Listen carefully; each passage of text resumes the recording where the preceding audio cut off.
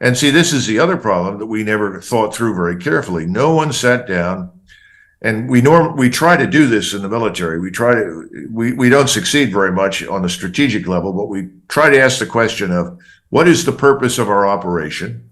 How are we going to do it? And what do we want things to look like when it's over? That's an important question. We didn't do that this time. We just said we want to harm Russia. We want to remove Putin. We want to destroy Russia. We want to ultimately dismember it. If you read the things that people are saying, and strip it of resources. What are Putin's goals? Putin's goals are much more limited and always have been. He moved into Ukraine with about 90,000 troops. There were another 100,000 outside of it, but as far as going into Ukraine itself with 90,000, we were all shocked. I was one of them.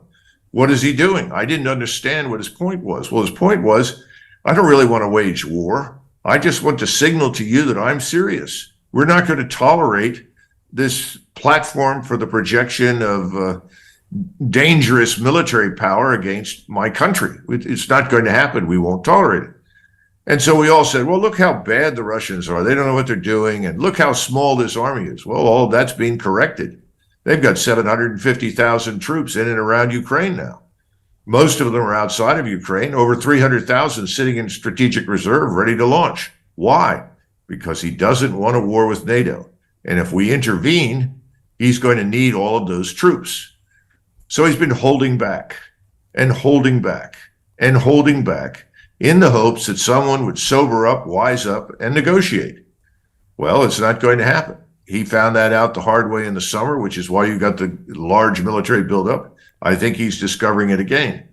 And this is unfortunate because I think things are changing in Europe faster than they are changing here because, let's be frank, most Americans could care less what happens in Ukraine. They don't even know where it is, half of them.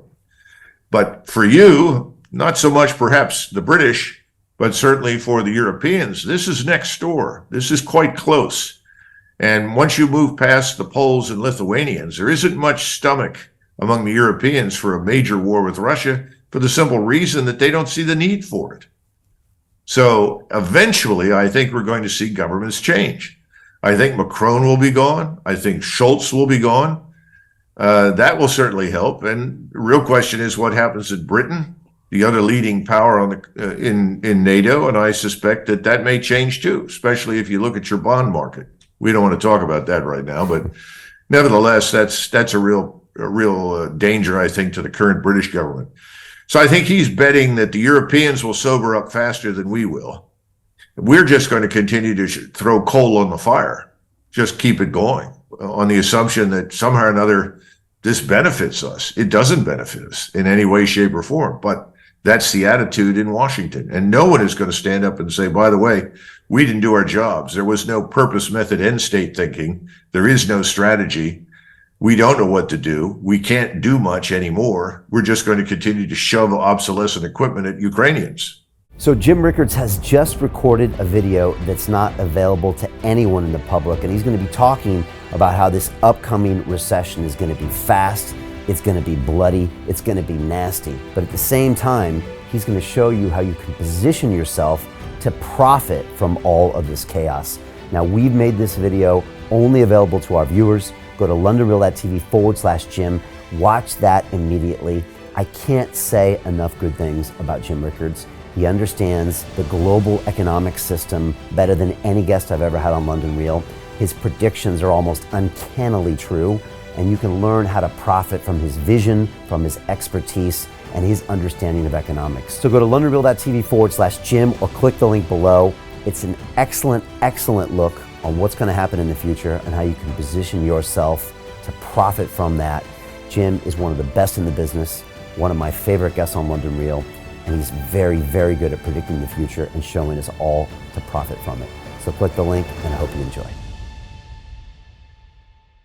Hey, it's Brian Rose, founder of the DeFi Academy. I've told you my 4-week crypto bootcamp is amazing, but don't take my word for it. This is what my students are saying. The DeFi Academy was an amazing experience for me. It took me totally out of my comfort zone. In this course, I was challenged, I was held accountable, and pushed to do things that honestly weren't always easy. It's been phenomenal, and I can't believe we're already up on our 4 weeks. It has flown by. Going through this DeFi accelerator by far was one of the best courses I've taken. You do this course, you really get into the nitty-gritty of the activities that will make you comfortable with decentralized finance. Thank you so much to Brian and everyone at London Real and the DeFi Academy for even putting together an amazing course like this. Anybody else that wants to do it, please sign up. It is well worth the money.